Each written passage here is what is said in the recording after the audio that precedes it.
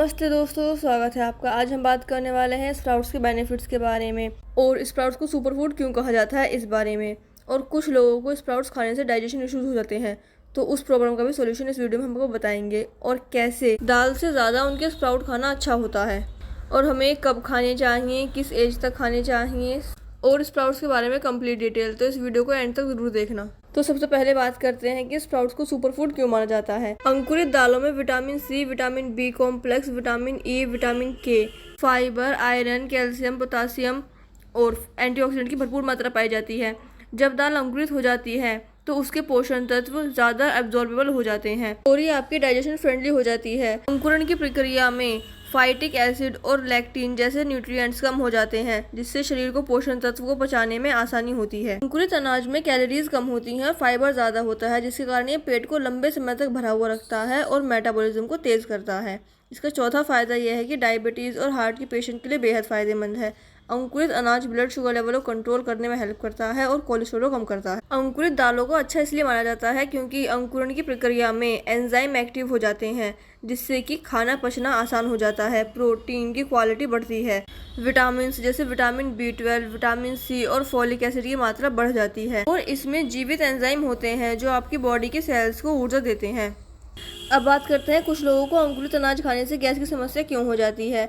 अगर आप आधा पका हुआ अंकुरित अनाज खाते हैं तो उससे आपको ये प्रॉब्लम हो सकती है। और अगर आपने स्प्राउट गलत तरीके से बनाए हैं या फिर किसी प्लास्टिक के कंटेनर बनाए हैं तो इससे भी ये प्रॉब्लम हो सकती है। अगर आपका पाचन कमजोर है तो भी आपको ये समस्या हो सकती है। अगर आपके अनाज का अंकुरण अच्छी तरीके से नहीं हुआ है या फिर आपने उसे अच्छे से नहीं धोया है तो फिर बैक्टीरिया का इन्फेक्शन भी बढ़ सकता है। अगर आपको अंकुरित अनाज खाने से प्रॉब्लम होती है तो फिर आपको इसे हल्का सा स्टीम करके खाना चाहिए और शुरुआत में थोड़ी मात्रा में खाएं और फिर धीरे धीरे इसकी मात्रा बढ़ाएं।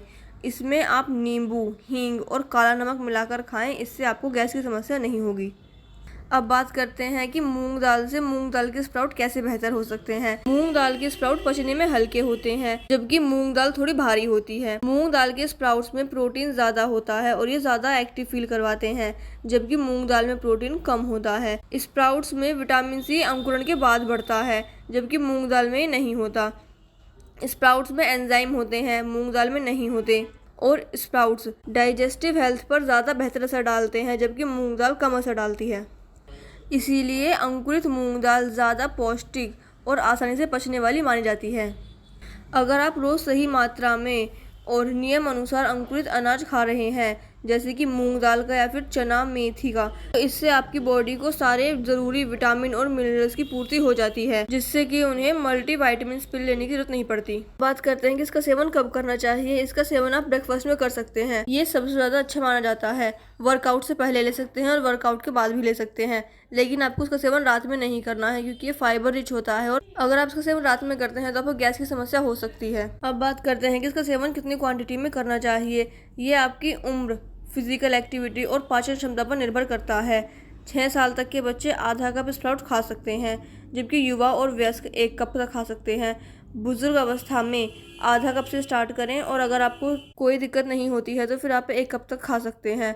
जिम जाने वाले लोग या फिर एथलीट 1.5 कप तक स्प्राउट्स खा सकते हैं। लेकिन आपको एक ही तरह के स्प्राउट का सेवन रोज नहीं करना है। आपको बदल बदल कर अनाज का अंकुरित करना है और फिर उसका सेवन करना है और डेली ताज़े बनाए हुए स्प्राउट का ही सेवन करना है, फ्रिज में रखे हुए का नहीं करना है। 2014 में फूड साइंस एंड टेक्नोलॉजी के द्वारा एक स्टडी की गई थी, जिसमें ये बताया गया था कि स्प्राउट्स खाने से हमारी बॉडी में न्यूट्रिशनल क्वालिटी इंप्रूव हो जाती है क्योंकि विटामिन्स बढ़ जाते हैं और स्प्राउट्स बनने से दालों में एंटी न्यूट्रिएंट्स की कमी हो जाती है। 2010 में फूड साइंस एंड न्यूट्रिशन द्वारा एक स्टडी की गई थी, जिसमें बताया गया था कि मूंग दाल के स्प्राउट्स एंटीऑक्सीडेंट प्रॉपर्टी को हमारी बॉडी में इंप्रूव करते हैं और डाइजेस्टिव एंजाइम एक्टिविटी को बढ़ाते हैं। और इस पे एक और रिसर्च की गई थी Harvard school of public health के द्वारा, जिसमें ये बताया गया था कि स्प्राउट्स पावरफुल सोर्स होते हैं प्लांट बेस्ड प्रोटीन का, जो हमारी बॉडी को क्रोनिक डिजीज से ही प्रिवेंट करते हैं। अब बात करते हैं कि हमें अंकुरित अनाज कच्चा खाना चाहिए या फिर पकाकर खाना चाहिए। दोस्तों, अनकुक्ड स्प्राउट्स जो होते हैं वो एंजाइम से भरपूर होते हैं। कच्चे अंकुरों में लाइव एंजाइम होते हैं जो आपके पाचन में हेल्प करते हैं। इसमें vitamin C, vitamin B complex जैसे न्यूट्रिएंट्स पाए जाते हैं और गर्मी से ये नष्ट हो जाते हैं। इसीलिए कच्चे स्प्राउट्स खाना ज़्यादा फायदेमंद होता है। और कच्चे स्प्राउट्स में क्लोरोफिल और एंटीऑक्सीडेंट की अधिक मात्रा पाई जाती है। लेकिन कुछ लोगों को कच्चे स्प्राउट खाने से गैस, अपच और पेट फूलने की समस्या हो सकती है। इसीलिए स्प्राउट बनाते समय ध्यान रखें कि प्लास्टिक के कंटेनर में ना बनाएं और अच्छी तरीके से धोकर बनाएं। और जिन लोगों को ये प्रॉब्लम होती है वो इसे हल्का सा स्टीम कर सकते हैं, लेकिन ध्यान रहे कि इसे ज़्यादा नहीं पकाना है। ज़्यादा पकाने से इसके विटामिन सी, विटामिन B12 नष्ट हो जाते हैं और एंजाइम खत्म हो जाते हैं जो कच्चे स्प्राउट्स में होते हैं। तो अगर आप पके हुए स्प्राउट खाना चाहते हैं तो इन्हें 2 या फिर 3 मिनट के लिए ही स्टीम करें या फिर हल्का सा सौटे कर लें। इससे इसमें न्यूट्रिएंट बने भी रहेंगे और आपको पचने में भी आसानी हो जाएगी। स्प्राउट बनाने से पहले इन्हें अच्छी तरीके से धो लेना। और अगर आप कच्चे स्प्राउट का सेवन करना चाहते हैं तो इसमें नींबू, सेंधा नमक, काली मिर्च, हींग डालकर इसका सेवन करें। पचने में आसान होते हैं और इससे आपको गैस भी नहीं बनती। तो दोस्तों, फिट रहो और खुश रहो। अगर आपकी वीडियो पसंद आई तो लाइक कर देना, शेयर कर देना और ऐसी वीडियो देखने के लिए हमारे चैनल को सब्सक्राइब कर लेना। धन्यवाद।